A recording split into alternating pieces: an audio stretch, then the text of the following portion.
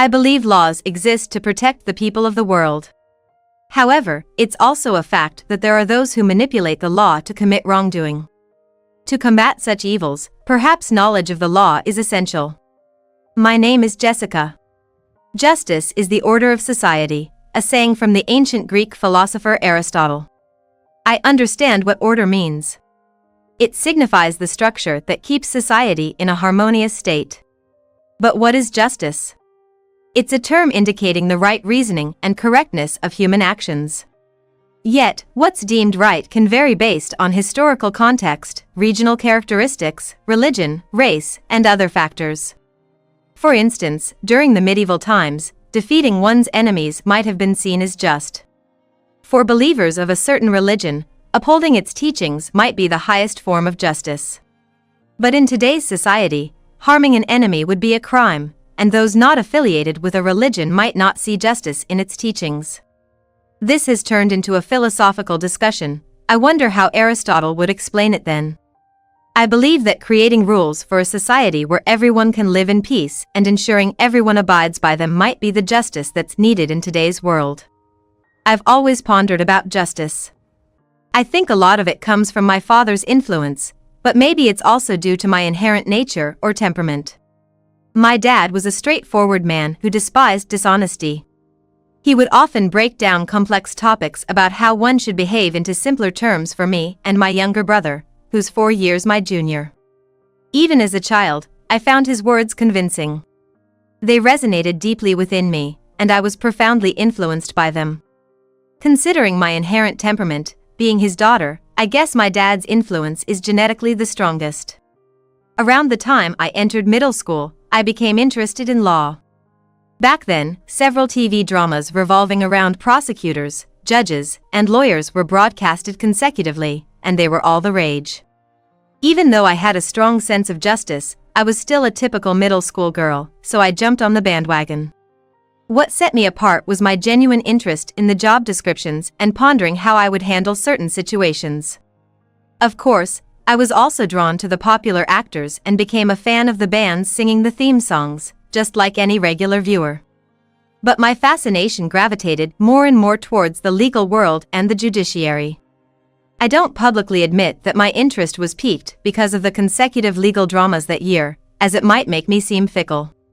Even if I was just a drama enthusiast, the fact remains that it captured my heart, and I aimed for and successfully got into a law school.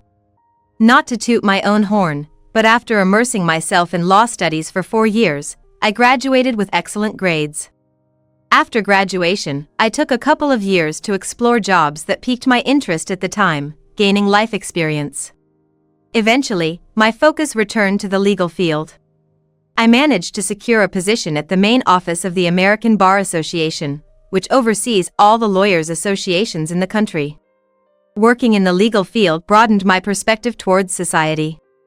I became deeply engrossed in my work, trying to figure out how I could help the vulnerable who felt helpless against the world's injustices. Before I knew it, I was nearing 30. Around that time, the president of the Bar Association I worked for suggested that I move to a lawyers' association in New York, which had a myriad of issues. According to him, they needed my expertise to help rectify the situation in the bustling city. Feeling honored and intrigued by the new opportunity, I accepted his offer. Originally, the Bar Association is a private organization that guides and supervises its member lawyers. To practice as a lawyer in the U.S., one must be affiliated with a local bar association. To work as a lawyer, one needs to be registered in the Lawyers Directory, which is done through the local bar association apart from the American Bar Association. Lawyers typically work in law firms, so the Bar Association doesn't directly handle cases from clients. My role was to manage the legal consultation service for the public provided by the Bar Association. There are many more people facing legal troubles than one might think. I had a strong desire to help as many of them as possible. Each law firm or individual lawyer has their specialty. Like criminal cases, civil cases, traffic accidents, divorce issues, and so on. In the area overseen by our bar association, there was a law firm that was particularly dedicated to offering legal consultations to the public. Of course, there was a business aspect to it, trying to convert consultations into actual cases. But their proactive involvement in less profitable areas clearly showed their commitment to helping the public. John, a lawyer from that firm, was also actively involved in the Bar Association's legal consultation service. I always admired John's approach, which was clearly on the side of the citizens. Jessica, our consultation is until 5 p.m. today, right? Let's try to accommodate as many people as possible. Thank you, as always. I think we'll have more visitors than usual today, so it's gonna be busy. John would listen carefully to each client and provide precise advice. In some cases, just giving advice wasn't enough. He'd then explain the necessary fees and suggest using the services of a law firm. It wasn't just about profit, his clear stance was to help those in need. Of all the lawyers I've met, I consider him to be one of the very best. As John and I interacted more, we became close, discussing various matters, including work. Once, he mentioned a case he was handling and was unsure about how to proceed. I offered to listen. And he shared the details, even though he might have thought it pointless to discuss with an administrative staff like me. Perhaps he was just venting, but I was glad he confided in me and wanted to help in any way I could. From our conversation, I identified 2 main points and potential solutions. Carefully choosing my words to avoid sounding presumptuous, I shared my thoughts, and he genuinely appreciated my input. Wow, I hadn't thought of that. Thanks, that's really helpful. Seeing his genuine smile, I rediscovered his kindness and rich personality. About 2 weeks later, he approached me with a gleam in his eye. Thanks for the advice the other day, Jessica. I followed your suggestions, and everything worked out. The client was satisfied, and it boosted my reputation. I'm glad I could help. But you're really knowledgeable about the law and problem solving. Did you ever work as a paralegal somewhere? Oh, no, I just dabbled in law studies a bit. It helps with my administrative duties. I was evasive in my response. Anyway, you're really smart. As a token of my appreciation, would you mind me taking you out to dinner? I hesitated but eventually agreed to his invitation, partly out of obligation. I felt a bit overwhelmed, but deep down, there was a genuine feeling of happiness. He took me to a chic, mature restaurant, a place I'd never been to before. He was a great conversationalist, discussing his work and other hobbies passionately, engaging me in a pleasant back and forth. It wasn't just a one-sided conversation, the back and forth exchange of words, drawing me into the conversation, felt comforting. As the evening was winding down, he said, "Thanks for joining me tonight. I invited you under the pretense of thanking you for your advice. But truth be told, I've wanted to ask you out for a long time. I don't want this to be a one-time thing." After a brief pause, he looked me in the eyes and earnestly said, "Jessica, I love you." I was taken aback, having never heard such words from a man before. But after a moment, I managed to say, "I'm so happy to hear you say that." Our relationship blossomed, and every day felt fresh and exciting. John often consulted me about his work. And my suggestions seemed to hit the mark, helping his career thrive. Seeing him happy made me happy. Could this be what they call being a significant other? I felt my face turning red at the thought. The thought made me blush, especially since the term may refer to a couple loving each other so much, and it even made me think of marriage. It felt like fate when John presented me with a ring, formally asking me to marry him. I silently thanked the heavens. And so, we got married. Becoming a wife was a surreal experience, something I hadn't imagined until recently. My parents and younger brother congratulated us, and I felt truly blessed. My uncle, who had always been fond of me, seemed a bit downcast. My father explained that he probably felt lonely seeing his niece, whom he considered like a daughter, getting married. Married life had its challenges, but navigating them was part of the fun.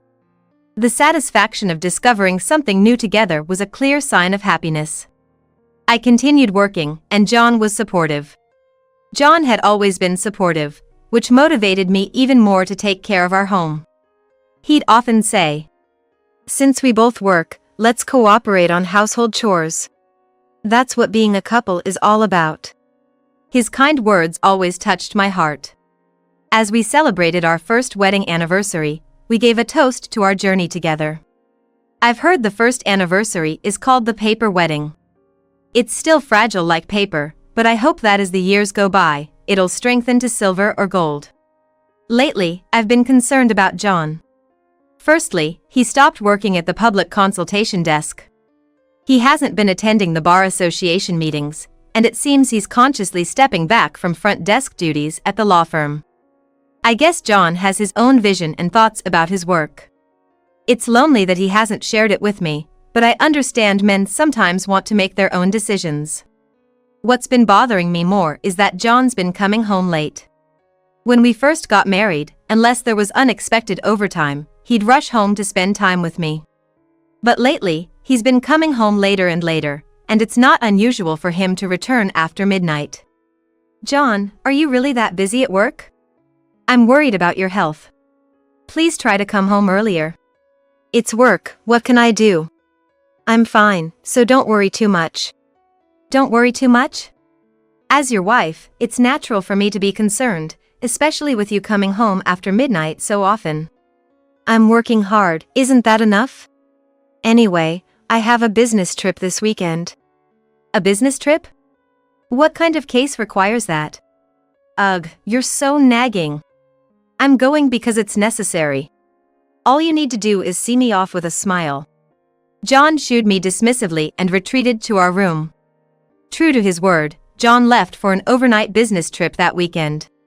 While lawyers do sometimes have overnight trips, from what I know, it's pretty rare. When John returned, he gave me a regional specialty as a souvenir, but it didn't make me happy. His late nights continued, with occasional weekend work and trips. Though not often, there were times he had to leave the house for work on weekends or for business trips. Once, I found a long strand of hair on his suit. Was it just a coincidence? But what kind of coincidence would lead to that? My mind raced, but I couldn't find any answers. Then, I witnessed something undeniable. On a day John said he was working, I decided to head into town for a change of scenery. Walking towards the downtown where my favorite store was located, I froze when I saw a familiar figure emerging from an alley. It was John, who was supposed to be at work. It was odd enough seeing him here at this time. Moreover, John was walking with a woman next to him. In addition to that, he was walking hand in hand with the woman. I was surprisingly calm. So that's how it is, I thought to myself. Without realizing, I began following them. After about 10 minutes, they disappeared into an entertainment district. That night, I sat on the living room couch, waiting for John. He returned around 12:30 a.m., humming a tune. When he noticed me, he jumped, exclaiming, "Whoa! Welcome home, John.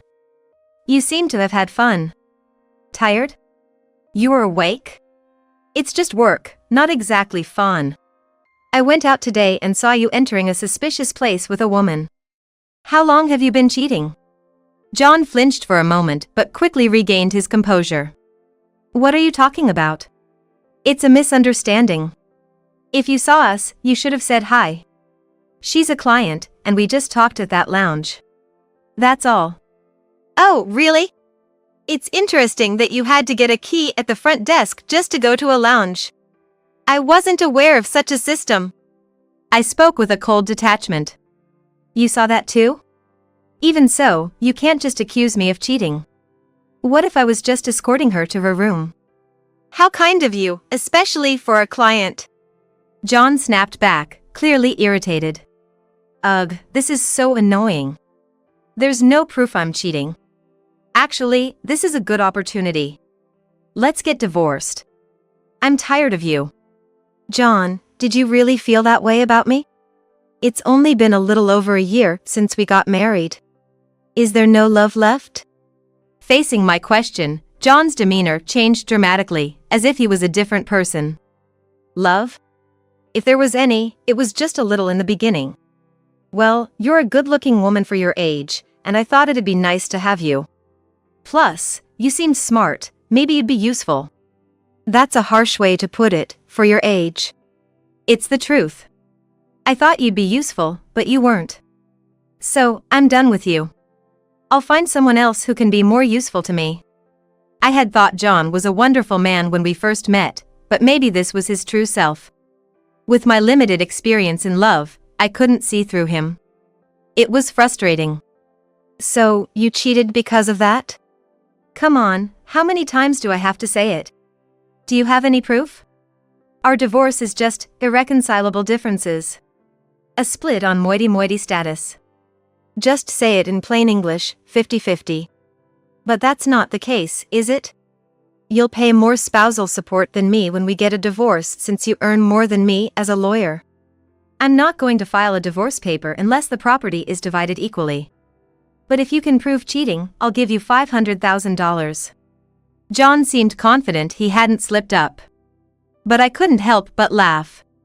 I had tried to remain calm and collected, but this was too much. Are you sure about that? John looked shocked at my sudden change in demeanor. Your mistress, was her name Mia? The receptionist at the firm? You're after her because her father runs a big law firm, right? How do you know about Mia? I'm sorry, even though we're married, I haven't told you everything about me. I have certain skills. Like this, for instance. I handed John a piece of paper. Upon seeing it, he looked horrified. It was a written statement from Mia, promising she would never see John again. After witnessing their rendezvous, I waited for them. I had intended to confront them, waiting in front of the building. I had intended to catch them as they came out, but they quickly split off to the left and right as they exited the door. It was late at night when John came home, so he must have gone somewhere to play after that, but that didn't matter anyway. I approached Mia, who was alone, and informed her about what I knew regarding the affair. Upon realizing my identity, Mia was visibly shaken, so I took her to a nearby diner. There, I had her write a statement promising she would never have an inappropriate relationship with John again. I chose a public place to make it clear I wasn't threatening or coercing her. Seeing the statement, John exclaimed, "When did you get this? It doesn't explicitly say you cheated, but the content implies it. It'll be strong evidence in my favor. You, being a brilliant lawyer, should know that." John, clutching the statement, began to tremble. Of course, I had made copies, so even if he destroyed it, it wouldn't matter. I then presented more evidence of their affair, chat logs, receipts from their dates, and more. "When did you get all this?"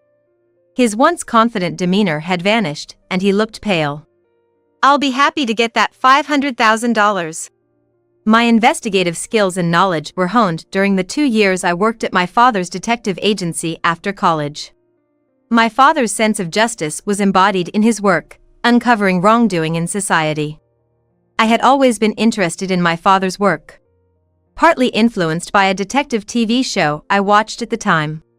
Perhaps my motivations haven't changed much since I aspired to join the legal profession. Regardless, my experience proved invaluable in my subsequent career. I then slowly took a badge from my pocket and pinned it to my chest. "Why do you have that badge?" John's eyes widened in disbelief. The badge I wore was that of an attorney. "I'm sorry I didn't tell you. I'm also a lawyer, just like you." I had passed the bar exam while still in law school. Normally, one would become a judicial trainee after graduation, but I had chosen to train at my father's detective agency for 2 years before becoming a trainee and eventually a lawyer. When I first got my job, the president of the bar association that oversees all lawyers in every state was my uncle, Robert. Wanting to work for the greater good with a broad perspective, I joined his firm, leveraging our family connection. Under his guidance, I gained experience as a lawyer while also being affiliated with his law firm. Normally, juggling both roles would be impossible, but with Robert's support, I managed. It was physically demanding, but my investigative skills, honed at my father's agency, often came in handy in my legal work. Years later, I had made a name for myself in the legal world. Having gained a reputation, I moved to the New York Bar Association at my uncle's suggestion. While I continued to work at Robert's firm, I also became a member of the disciplinary committee of the Bar Association. When a lawyer commits misconduct or violates the law, the case first goes to the Ethics Committee of the Bar Association they belong to. If the Ethics Committee determines the lawyer's actions are inexcusable, the disciplinary committee then deliberates on the punishment. Being in a position to judge lawyers, I had refrained from revealing this to my husband, John. As I revealed more and more, John was in a state of shock. "John, it seems you're in deep trouble. Someone with a conscience has reported you, and the disciplinary committee is already in motion." What John had been doing was essentially guiding people on tax evasion. He would identify financially struggling individuals at public consultation desks, cunningly propose tax evasion, and earn money by teaching them the methods. How did you find out about all this?" John's cries echoed around us. Thinking he wouldn't get caught was naive. Soon after, John was arrested by the police. His tax evasion guidance wasn't a solo act. He was the ringleader of a large, organized group. The investigation was led by the NYPD's 2nd Investigation Division, and the prosecutor in charge was my younger brother, Mike. Mike, like me, had pursued a career in law but had become a prosecutor. Thanks to his achievements in this case, he would be transferred to the Special Investigation Department of the prosecutor's office, which he had always wanted. The disciplinary committee is still deliberating on John's case, but he's likely to face the harshest punishment, disbarment. If disbarred, he'd lose his license to practice law for 3 years. In the past, only one person has been readmitted after such a penalty. Moreover, if he's sentenced to imprisonment after the trial, he'll lose his license permanently. John and I finalized our divorce. While I won't get the full $500,000 since it was just a verbal promise, I intend to claim the property as much as possible. However, it's doubtful whether John, now a convicted felon and unemployed, will be able to pay. Uncle Robert told me he was sorry. He had received information that something shady might be happening under the current Bar Association's watch and had hoped I could uncover it. That's why he had suggested I move. At the time, he didn't know the specifics or who was involved, but he had been uneasy when I married John, a member of the Bar Association. It all made sense, recalling his uneasy expression when I announced my marriage. But it wasn't Robert's fault. It was my mistake for not seeing through John. I hope this experience doesn't make me lose faith in people. I still want to use the law to fight for justice and help others.